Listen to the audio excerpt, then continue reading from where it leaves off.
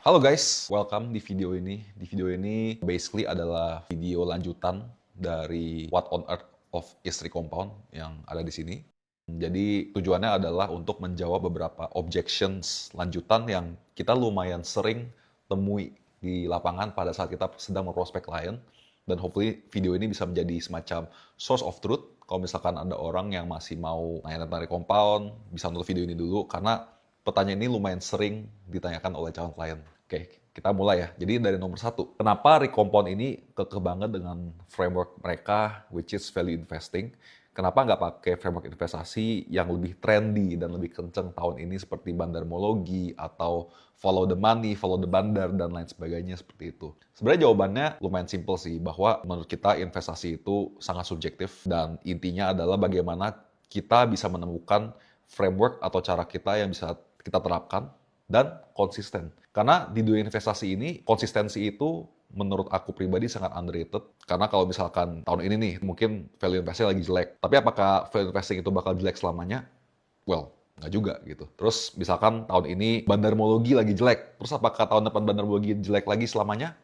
Well, nggak juga. Kuncinya adalah kita bisa menemukan satu framework, kita bisa stick consistently, terus-menerus, sehingga kita bisa mengcompound atau membola saljukan capital kita dengan konsisten. Karena rumus utama dari compounding atau bunga berbunga atau bola salju adalah kita bisa konsisten terus untuk menggulung capital kita. Karena gini, kalau misalkan kita, oke, tahun ini gue merasa value investing nggak bakal jalan, ya udah gue pindah ke bandarmologi. Taunya malah kena gocek, malah value investingnya jalan gitu kan. Terus let's say next year, oke nih, gue udah tobat, oke gue stick value investing. Taunya kena gocek lagi, bandarmologi yang jalan. Jadi ujung-ujungnya tuh kayak lu kayak nggak ada soul-nya, dan lu malah jatuh terus, dan lu nggak bisa nge-compound capital lu dengan efisien. Jadi kunci di situ sih. Bukan berarti kita bilang value investing tuh kayak, oh ini the holy grail, karena Warren Buffett pakai ini, nggak juga gitu. It's just so happen that ini adalah metode investasi yang kita pakai, yang cocok dengan kita, untuk clients kita juga, supaya mereka bisa tenang menghadapi market yang sangat liar ini dari masa ke masa gitu kan. Dan secara jangka panjang, bisa mengcompound capital mereka. Ujung-ujungnya kan kita investasi, pengennya itu adalah supaya kita bisa mengcompound capital kita sampai kita tua nanti. Jadi it's not about gue benar, lu salah, lu benar, gue salah. Lebih ke mana sih metode yang kita bisa konsisten aja sih untuk ke depannya. Pertanyaan kedua, gue dapat penawaran bunga deposito digital bank sampai dengan 8%. Ini jauh nih di atas obligasi negara yang cuma 6,5%. Terus ngapain gue ikut Recompound lagi? Dimana lu nggak bisa jamin gue setahun bisa cuan berapa, nggak fix gitu kan, terus sangat fluktuatif. Oke, untuk menjawab pertanyaan ini sebenarnya mungkin teman-teman harus paham satu konsep yang namanya risk-free rate, alias imbal hasil bebas risiko. Jadi, setiap negara itu punya satu instrumen investasi itu yang hampir bebas risiko. Karena dalam artian kalau instrumen ini gagal, artinya negara itu juga bubar gitu.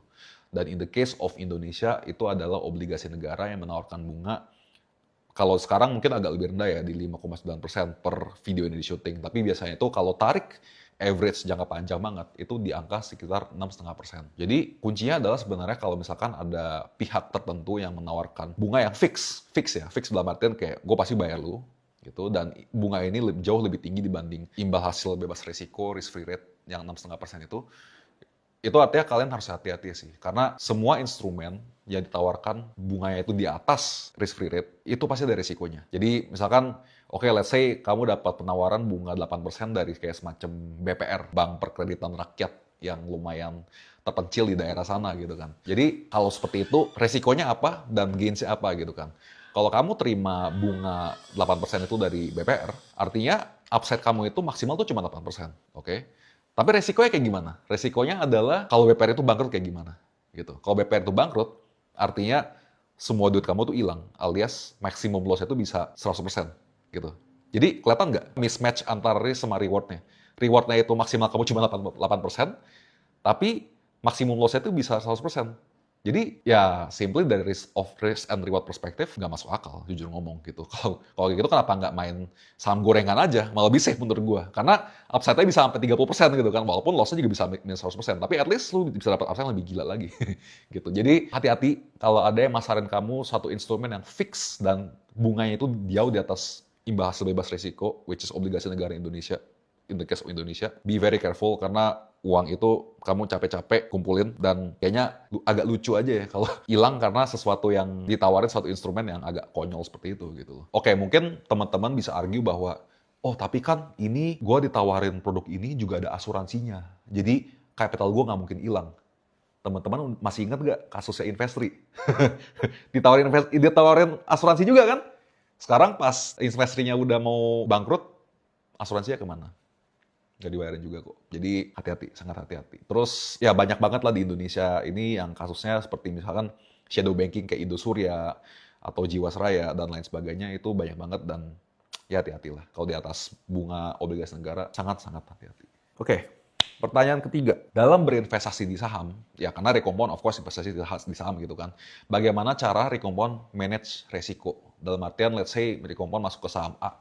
Terus gimana Recompound manage resiko kalau misalkan saham A-nya itu anjlok minus 10% misalkan kayak gitu. Jadi kalau di kita, manajemen risikonya ada 3 macam. Satu adalah margin of safety dari saham yang kita masukin. Itu ada first place harus udah gede. Yang kedua adalah diversifikasi. Dalam artian, kita tuh nggak all in ke dalam satu saham doang, dalam satu portofolio. Pasti ada saham lain-lain juga, dan dari sektor yang berbeda. Karena kalau kita diversifikasi sahamnya beda-beda, tapi sektornya sama semua, sama aja bohong gitu. Ibaratnya kayak di tahun ini, teman-teman porto sahamnya cuma masuk big banks gitu. 25 BCA, 25 BMRI, 25 BBRI, 25 BBNI. Ya itu bukan diversifikasi juga namanya. Itu sangat konsentrasi sebenarnya itu portofolionya gitu. Ya kan idealnya adalah oke, 25 itu masuk ke BBCA, tapi 75 sisanya itu masuk ke sektor lain. Mungkin seperti batu bara, otomotif, consumer. Itu baru namanya diversifikasi. Dan yang ketiga, yang menurut kita lumayan underrated di zaman sekarang adalah cash management. Ya dalam artian kalau misalkan kita manage portofolio 100 juta, nggak mungkin 100 jutanya itu kita langsung jebret masukin semua ke saham gitu. Pasti ada sisa cash yang kita sisakan. Jadi misalkan dari 100 juta ini, mungkin hanya 70 ya aja yang masuk ke saham, 5 saham tadi mungkin. Nah, 30-nya akan stay cash gitu.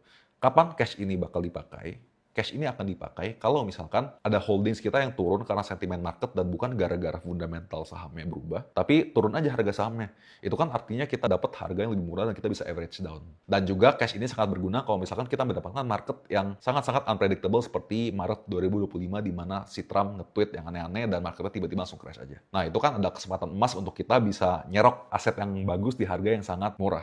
Jadi kalau dirangkum, kita ada 3 risk management method. Satu adalah margin of safety. Kita masuk saham at the first place, itu harus udah murah relatif terhadap kemampuan saham itu mencetak laba ke depan. Kedua, diversifikasi. Dan ketiga adalah cash management. Kita nggak all in dengan semuanya posisi saham langsung. Jadi apakah Recompound ada risk management yang based on price action? Misalkan, Recompound di saham A, kalau saham A-nya turun 5%, cut loss. Kalau saham A-nya turun minus 10%, cut loss. Kita not based on that. Kita lebih ke based on fundamental tesisnya kita. Ya let's say kalau fundamental tesisnya kita untuk saham A ini nggak sesuai dengan ekspektasi kita dari awal, kita bisa exit juga. Dan itu bisa exit dalam posisi untung atau rugi malah gitu. Belum tentu rugi juga, karena kita masuk saham at the first place itu udah sangat murah. Oke, pertanyaan keempat. Aku punya dana 100 juta nih untuk masuk ke service dari compound gitu kan. Tapi dana ini aku udah butuhkan di bawah 1 tahun. Saran compound kayak gimana? Saran kita, no don't, jangan masuk gitu. Karena kita investasi di saham, nature dari saham itu adalah sangat fluktuatif, apalagi kalau investasinya itu di bawah 1 tahun. Karena di bawah 1 tahun banyak sekali noise yang bisa terjadi.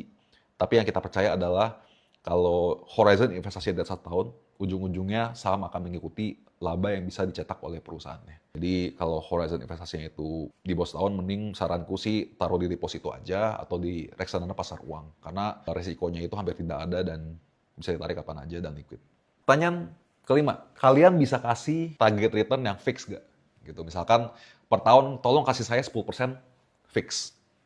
Jawabannya nggak bisa. Karena kembali lagi kita investasi di instrumen saham yang sangat fluktuatif dan tidak ada yang bisa menjamin return bisa didapat tahun itu berapa. Bisa aja lebih kecil, tapi jangan salah, bisa juga lebih gede gitu. Mungkin kita aim-nya itu tahun itu cuma dapat 10%. Tapi karena marketnya lagi bagus, kita bisa dapat 20%. It's really not under our control. Yang kita lakukan di Compound adalah kita manage resiko untuk kamu dengan berbagai macam risk mitigasi yang aku udah jelasin tadi, berdiri dengan margin of safety yang tinggi, diversifikasi, dan cash management. Dan kita percaya kalau kita melakukan itu terus-menerus secara konsisten, secara jangka panjang, return-nya bakal optimal kok. Tapi dalam jangka pendek, kalau hanya 1 tahun, kita sangat tidak bisa menjamin return-nya untuk kamu. Semoga ini bisa dimengerti ya. Oke, pertanyaan terakhir. Apakah kalau join Recompound tuh bisa top up? Idealnya bulanan atau tahunan ya. Terus kalau aku nggak top up sama sekali, cuman jebret sekali aja di depan, masih masuk akal nggak untuk join Recompound? Nah, jawaban untuk pertanyaan ini adalah yes, masih masuk akal. Karena as long as kamu joinnya udah dengan minimum capital requirement yang kita sebutin di website, it's already fine.